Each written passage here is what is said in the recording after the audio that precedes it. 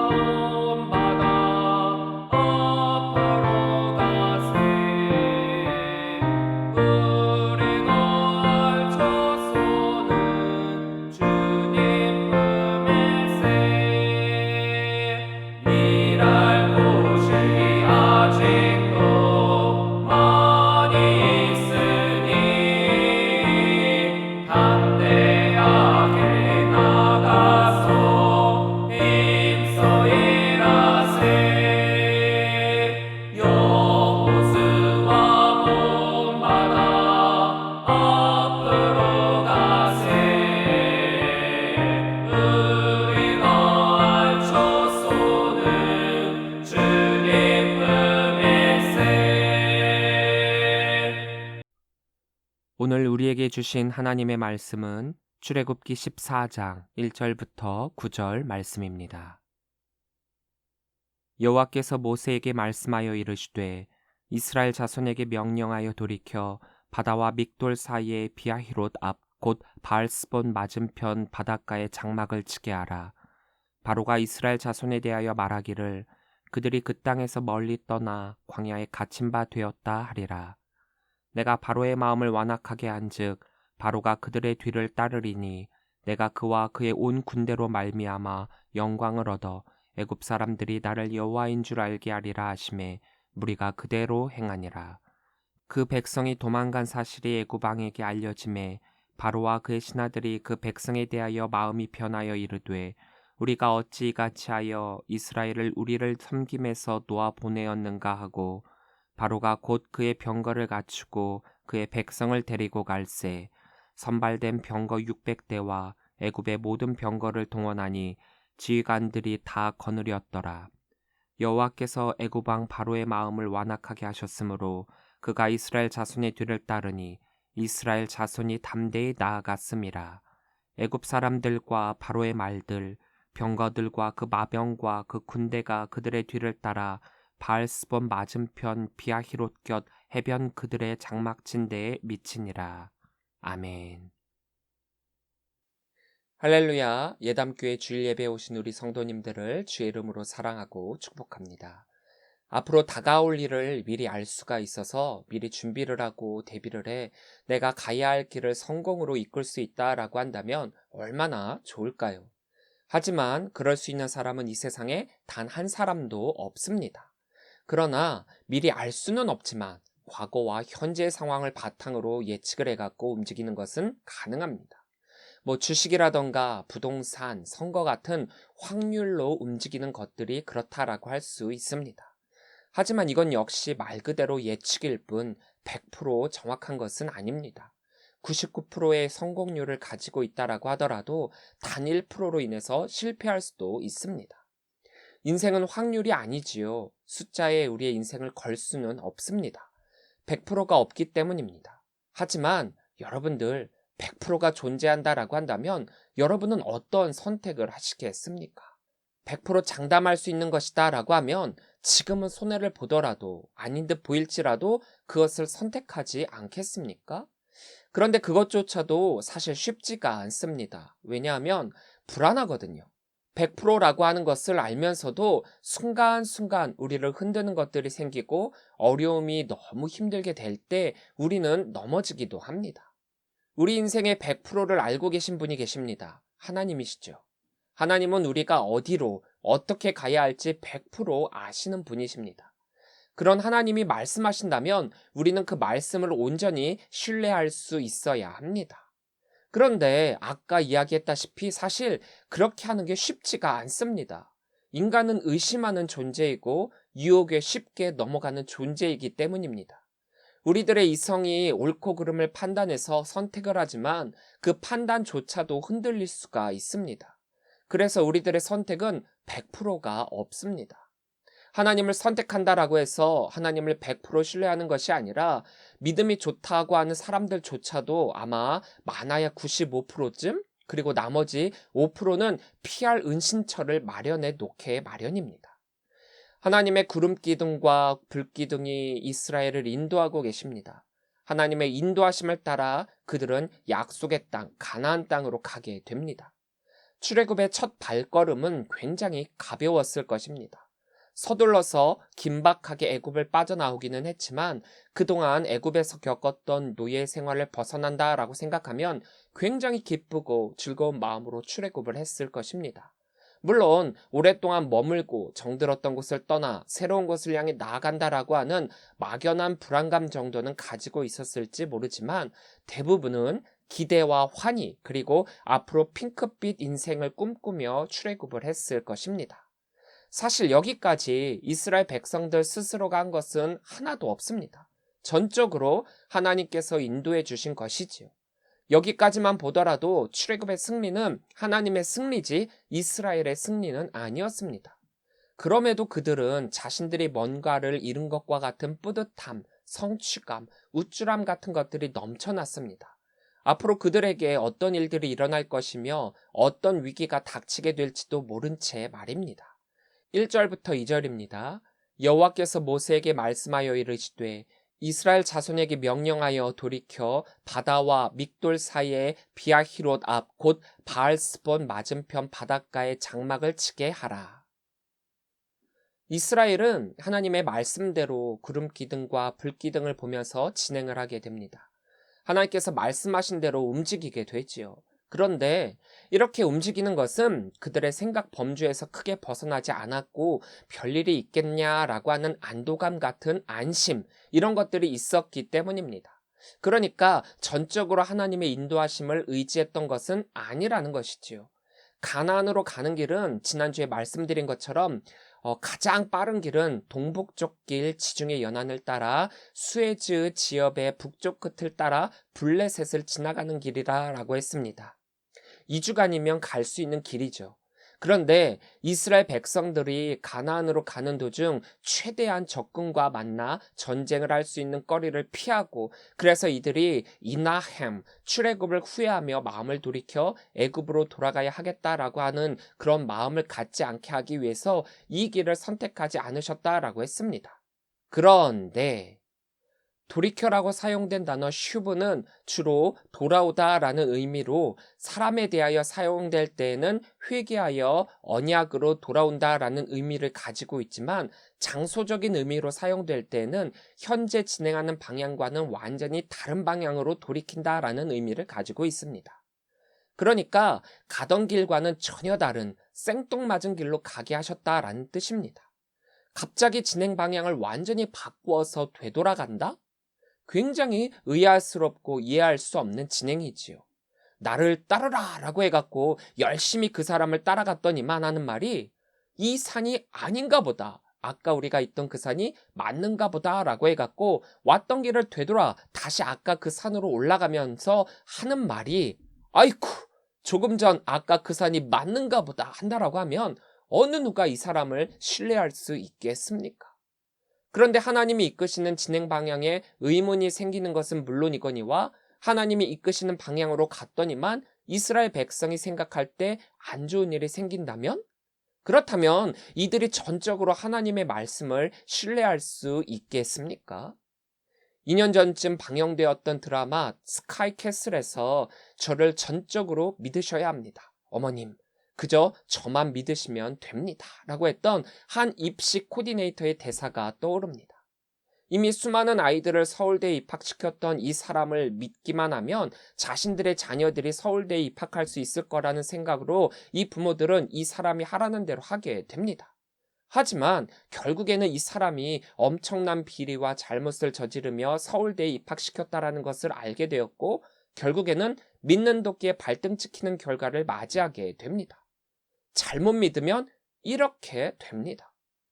하나님은 지금까지 이스라엘의 출애굽 과정에서 멋진 모습, 위대하신 모습, 능력의 하나님을 보여주셨는데 왜 지금은 실수 같은 돌이킴을 명령하고 계시는 것일까요? 4절입니다. 내가 바로의 마음을 완악하게 한즉 바로가 그들의 뒤를 따르리니 내가 그와 그의 온 군대로 말미암아 영광을 얻어 애굽 사람들이 나를 여호와인 줄 알게 하리라 하시매 무리가 그대로 행하니라. 돌이킴의 그 길이 애굽에 대한 완전한 승리의 길이기 때문입니다. 이 길을 가야만 출애굽의 완성을 이룰 수 있기 때문입니다. 이것은 인간으로 치면 굉장한 전략과도 같은 말씀입니다. 하나님은 이스라엘을 잘못 인도하고 계시는 것이 아닙니다. 이 길 저 길 헤매다가 광야에 갇히게 된 것도 아닙니다. 그렇게 보이게끔 하신 것입니다. 이것까지도 하나님께서 계획하신 것이었죠. 왜요? 출애굽을 할 당시 애굽의 상황은 어땠습니까? 애굽 내의 모든 장자를 잃게 되었다라는 슬픔 때문에 다른 것들은 보이지가 않았습니다. 그 일의 원인이라 생각되었던 이스라엘로 하여금 빨리 애굽을 떠나도록 하는 것이 그들에게 있어서 최선의 방법이라고 생각했습니다.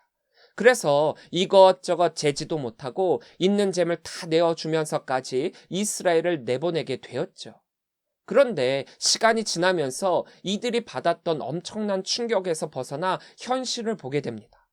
자기들이 무슨 짓을 했느냐라고 하면서 바로가 끝까지 완악한 마음을 가졌던 그 이유를 다시금 상기하게 되죠.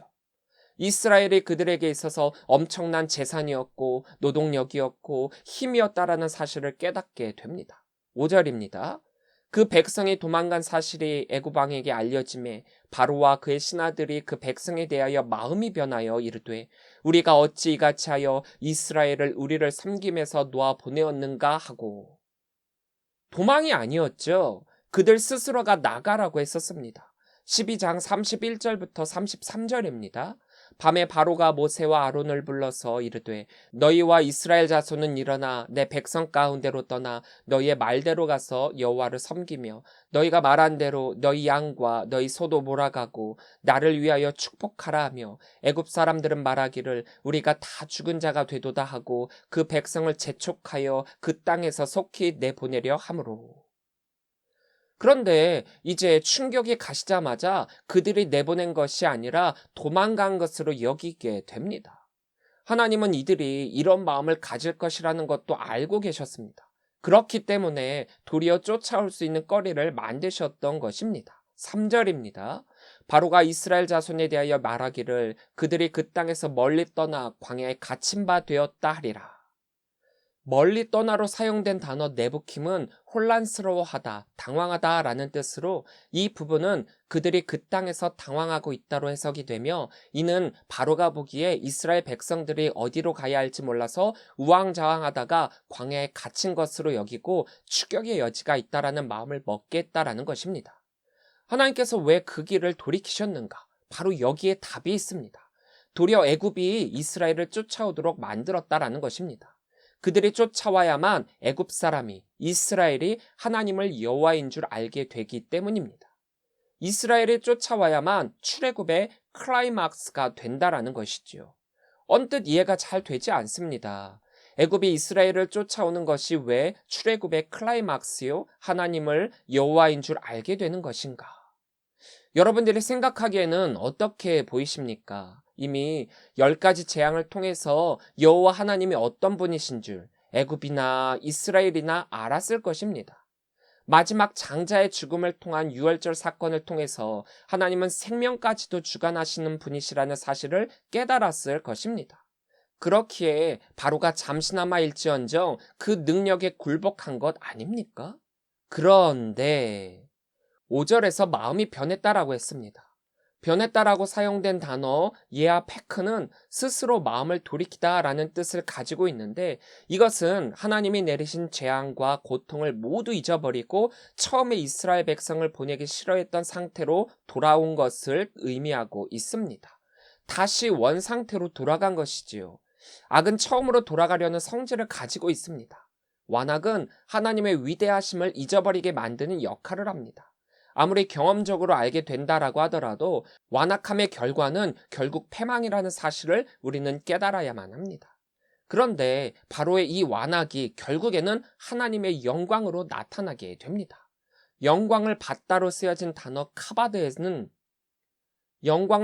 쓰여진 단어 카바드에는 사람들과의 관계에서 무겁다, 가혹하다, 모질다라는 의미도 가지고 있는데 지금까지 하나님께서 왜 바로의 완악함을 그대로 내버려 두셨는지의 결말이 바로 여기에 나타나고 있습니다. 완악에 대한 내버려둠이 결국에는 그냥 내버려둠이 아니라 완악함에 그들을 가혹하게 다루시며 무겁게 누르시는 채찍이 됨으로써 무거운 결말을 맺게 만드셔서 하나님 자신의 영화로움을 드러내시고 계시다라는 것입니다. 놀라운 하나님의 반전의 역사이지요. 완악함과 악인에 대한 내버려둠이 결국에는 하나님의 영광을 드러내기 위한 도구라는 사실이 말입니다. 자, 이제는 애굽이 하나님의 계획대로 이스라엘 백성들을 쫓아가게 됩니다. 6절에서 7절입니다. 바로가 곧 그의 병거를 갖추고 그의 백성을 데리고 갈새 선발된 병거 600대와 애굽의 모든 병거를 동원하니 지휘관들이 다 거느렸더라.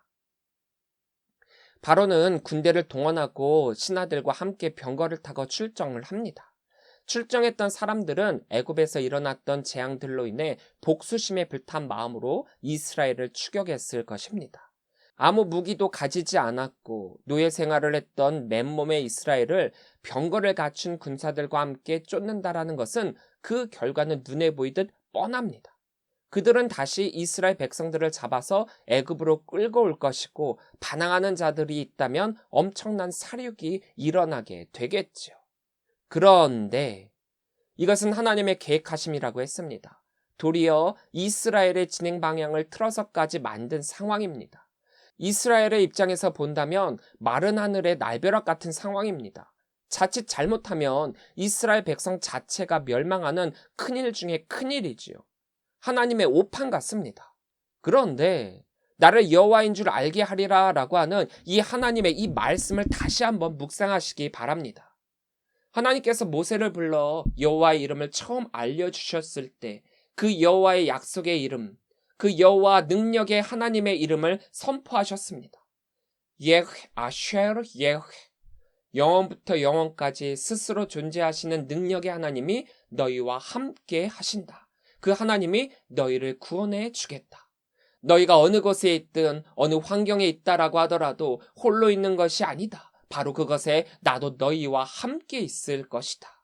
세상이 만든 우상, 세상에 만들어진 그 어떤 짝퉁신과는 비교할 수 없는 참신이신 하나님께서 이 모든 일을 이루실 것이다. 세상의 권력, 힘, 능력, 명예, 그 어떤 것으로도 하나님의 능력에 비할 수 없고 모두가 하나님 앞에 굴복할 것이다 라는 것을 애굽뿐만 아니라 출애굽을 하고 있는 이스라엘에게까지 반드시 알게 할 필요가 있었습니다. 지금 출애굽의 첫 발은 시작에 불과합니다. 하나님의 약속의 땅에 가기까지의 출애굽의 여정입니다. 앞으로 멀고도 험한, 그래서 전적으로 하나님을 믿지 않고서는 갈 수 없는 그런 길입니다. 일말의 의심을 가져서도 안 되는 길입니다. 그리고 애굽에서의 모든 것들을 다 끊고 가나안 땅으로 들어가야만 합니다. 앞으로 가나안 땅에 들어갈 때는 이보다 더 큰 일들이 생길 것이기 때문입니다. 그렇다면 애국과의 완전한 끝맺음이 바로 이 자리에, 이곳에서 반드시 필요했던 것입니다. 거기에서의 삶, 생각, 습관, 권력, 힘, 능력, 종교까지 말입니다. 여러분들은 어떤 길을 걷고 있으십니까? 우리가 꿈과 희망을 품고 그 꿈을 이루기 위해 노력하고 거기에 있는 행복이라는 것을 누리기 위해 이 세상을 살아가고 있습니다. 꿈 없이 이 세상을 살아가는 사람은 없습니다. 나는 꿈이 없다라고 말을 할 수는 있겠지만 없다라고 얘기하는 그 가운데서도 그 사람이 꿈꾸고 희망하는 것은 반드시 있습니다. 앞으로 일어날 일들을 안다면 더더욱 그렇겠지요. 우리가 가는 길 우리는 알 수 없습니다. 그런데 길을 만드시고 내어주시는 분이 계십니다. 여호와 이레 하나님께서 우리의 길을 미리 준비해 놓으십니다. 우리는 그 길을 가게 될 것입니다. 주님이 마련해 주신 그 길이야말로 성공의 길이고 승리의 길입니다. 그런데 거기에는 전제 조건이 하나 있습니다. 그것은 바로 주님과 함께 주님의 이끄심대로 가야 한다라는 것입니다. 약속의 땅, 가나안 땅이 준비되어 있습니다. 저와 여러분들을 위해 하나님께서 준비해 주신 땅입니다. 하나님이 가는 길을 아시고 그 길을 열어주시고 그 길을 정복해 주시고 계십니다. 하나님의 방법은 하나님의 그 인도하심을 따라가는 것이지요. 이스라엘 백성들을 구름 기둥과 불 기둥으로 인도하시고 그들의 가는 길을 열어주셨던 것처럼 우리의 앞길을 열어주심을 믿고 신뢰하며 그 길을 걸어가는 것입니다. 그런데 너무 불안합니다. 왜냐? 그 길이 내 눈에는 잘 안 보이고 갈 때마다 이상하게도 고통과 상처가 생기기 때문입니다. 그래서 의심이 생기죠. 정말 내가 이 길을 가는 것이 맞는 것일까? 이스라엘에게 있어서도 곧 이러한 의문과 함께 큰 어려움이 닥치게 될 것입니다. 하나님의 말씀대로 했는데, 하나님의 이끄심대로 따라갔는데 왜 이런 어려움이 생기는 것일까? 그런데 말입니다. 이것까지도 하나님의 계획하심입니다. 애굽이 이스라엘을 쫓아오는 것, 이스라엘 편에서 볼 때는 굉장한 두려움과 절망이 될 수밖에 없지만 하나님은 이 사건으로 말미암아 우리들에게 이렇게 말씀하십니다. 너희가 나를 여호와인 줄 알게 되리라. 분명한 것은 하나님은 선하시며 그 자녀들을 끝까지 책임져 주신다라는 것입니다. 그리고 그들에게 가장 좋은 것을 주시기를 원하신다라는 것입니다. 우리는 하나님을 믿는 믿음의 사람들입니다. 그렇게 하나님의 일을 함에 있어 당하게 되는 어려움이 있을지라도 하나님은 그것을 사용하셔서 더 큰 역사를 이루신다라는 것을 알고 담대함으로 나아가야 합니다. 사실 우리는 이런 어려움을 당하게 되면 가장 먼저 하는 것이 하나님을 원망하고 불평하는 것이죠. 내가 안 한다고 했잖아요. 왜 이 일을 시키셔갖고 겪지 않아도 될 일을 겪게 만드십니까? 그런데 우리는 하나님께 불평하기보다 하나님이 왜 그렇게 이끄시는 것일까? 그리고 하나님을 온전히 신뢰함으로 이 사역을 한다면 결국에는 하나님께서 왜 이렇게 이끄셨는지 깨닫게 될 것입니다. 개구리 올챙이적 생각 못한다라는 속담이 있죠. 신기한 것은 믿는 성도들에게나 믿지 않는 자들에게나 둘 모두에게 이 속담이 적용이 된다라는 사실입니다. 믿지 않는 사람이 그렇게 하나님의 채찍을 맞았음에도 불구하고 그것을 금세 잊어버리고 하나님을 적대하기도 하고, 믿는 사람들이 하나님이 주신 은혜는 망각한 채 자신의 능력과 힘으로 이 모든 것을 이룬 것인 양 자만에 빠질 때가 많다라는 사실입니다. 10가지 재앙을 당했던 애굽도 그렇고 자신들은 한 것 없이 하나님의 은혜로 출애굽을 했던 이스라엘도 마찬가지입니다. 완악과 자만은 인간을 이런 망각에 빠뜨려서 여호와 하나님을 잊어버리게 만듭니다. 우리는 기억해야 합니다. 나를 여호와인 줄 알게 하리라 말씀하셨던 하나님의 은혜를 말입니다. 우리는 하나님께서 이끄시는 그 생명의 길을 가야 합니다. 주님과 함께 말입니다. 그렇다면 가는 그 길이 아무리 험하고 어렵고 힘들더라도 그 길은 주님의 길이 됩니다. 결코 망할 리 없는 생명의 길이 됩니다. 의심을 해서도 안 되고 의문을 가져서도 안 됩니다. 전적으로 믿음으로 나아가야만 합니다. 그러나 내가 가는 길을 그가 아시나니 그가 나를 단련하신 후에는 내가 순금같이 되어 나오리라. 우리의 이 세상에서의 인생은 순금이 되어가는 과정입니다. 정년의 과정이 없이는 순금이 절대로 될 수가 없습니다. 아픔을 동반하는 과정이지만 내가 가야 하는 길을 아시는 하나님께서 반드시 그 길을 이루어 주실 줄 믿습니다. 우리는 이해할 수 없는 과정이지만 애굽이 뒤쫓아오는 사건을 통해서 이스라엘은 더욱더 순금이 되어갈 것입니다. 사랑하는 성도 여러분, 하나님께서 보여주신 삶 가운데 이해할 수 없는 사건을 겪게 될지라도 그 길은 틀린 길이 아니라 전적으로 믿어야 하는 길임을 깨닫고 믿음으로 그 길로 나아가 순금이 되어 가시는 우리 성도들이 되시기를 주의 이름으로 간절히 축원합니다. 기도하겠습니다. 사랑의 하나님 감사합니다. 저희를 늘 기억하고 보호해 주시는 은혜에 감사합니다. 구름기둥과 불기둥으로 늘 우리의 삶을 지켜보시고 인도하시고 보호해 주시니 감사합니다. 하나님의 인도하심대로 그 기둥을 따라감을 통하여 주님이 이끄시는 삶을 살게 하여 주옵소서. 그러나 저희는 때로 주님을 잊습니다. 어느 때에는 일부러 외면하려 합니다. 지치고 어려울 때에는 주님을 애타게 찾지만 평안하고 즐거울 때는 잊고 지낼 때가 너무 많이 있습니다. 이러한 우리의 모습을 회개하오니 어느 때든지 주님의 인도하심 따라 사는 성도가 되게 하여 주옵소서. 어려울 때나 즐거울 때 주님과 늘 함께하기를 원합니다. 나를 여호와인 줄 알게 하리라 말씀하신 그 하나님의 말씀 따라 하나님을 잊지 않게 하여 주시고 그 능력됨의 삶을 살게 하여 주옵소서. 우리의 삶이 날마다 반복되는 평범한 삶일지라도 더욱 새로운 믿음으로 주님께 나아가도록 인도해 주옵소서. 늘 준비된 마음과 삶으로 주님의 나를 기다리기를 원합니다. 매 순간 우리의 육신의 이익만을 도모하는 하루가 되지 않도록 하옵소서. 저희가 내적인 성장과 외적인 모습의 변화로 온전한 그리스도인의 삶을 살아가도록 도와주옵소서. 우리의 가는 길 오직 주님만이 아십니다. 주님만이 100%의 길입니다. 온전한 신뢰와 믿음을 통하여 그 길을 걸어가게 하여 주옵소서. 우리를 정련하는 일들이 있더라도 순금으로 되어가는 과정임을 깨닫고 담대함으로 이겨내게 하여 주옵소서. 그래서 주님 앞에 서게 될 때 순도 100%의 성도가 되게 하여 주옵소서. 능력의 하나님, 주님 앞에 우리의 모든 문제를 내려놓습니다. 삶을 살아가는 동안 생기는 많은 어려움들이 있습니다. 우리를 가로막고 힘들게 하는 대적들도 있습니다. 하나님의 사역을 감당하는 데 막는 많은 마귀의 괴계가 있습니다. 주님, 이 모든 것들을 능히 이길 힘과 능력 주옵시고 문제를 해결하여 주옵소서.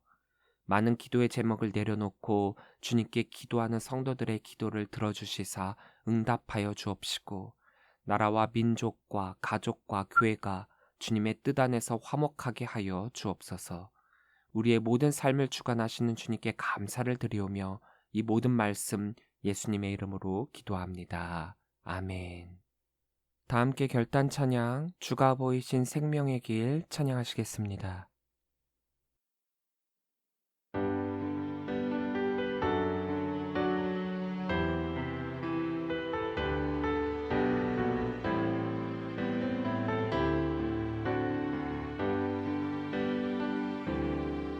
주가 보이신 생명의 길 나 주님과 함께 상한 마음을 들이며 주님 앞에 나가리.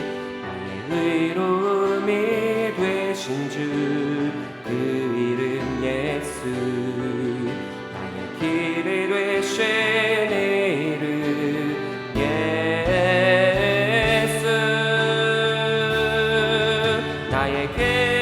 나에게로 제끄가 지나니 나를 단련하신 후에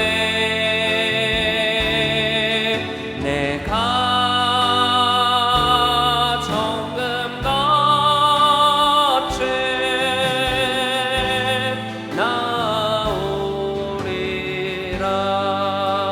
나오리라. 주가 보이신 생명의 길, 나 주님과 함께 상한 마음을 들이며 주님 앞에 나가리. 나의 의로움이 되신 주 그 이름 예수, 나의 길이 되신 이름 예수.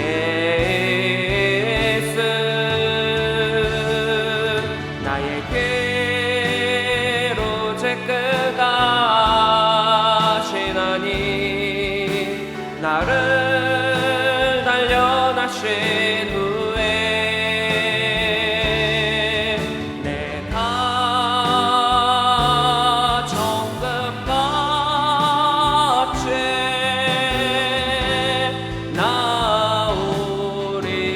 나오리라. 나에게로 제끄가 지나니 나를 단련하신 후에 내가 정금같이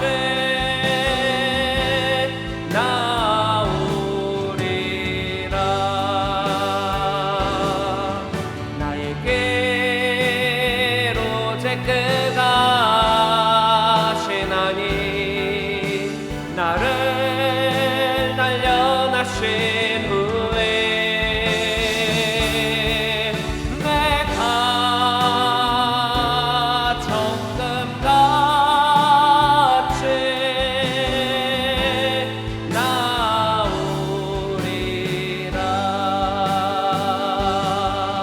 내가 정금같이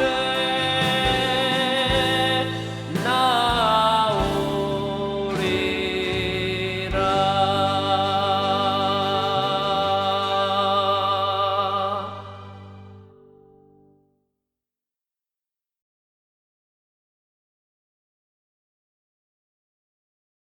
이제는 우리 주 예수 그리스도의 은혜와 무한하신 아버지 하나님의 그 크신 사랑하심과 성령님의 감화감동 역사 교통하심이 우리들의 가는 길 우리는 알 수 없으나 하나님께서는 아시고 하나님께서 보여주시는 그 길로 따라가겠노라 결단하는 우리 모든 성도들 머리머리 위에 지금으로부터 영원토록 함께 하시기를 간절히 축원하옵나이다. 아멘.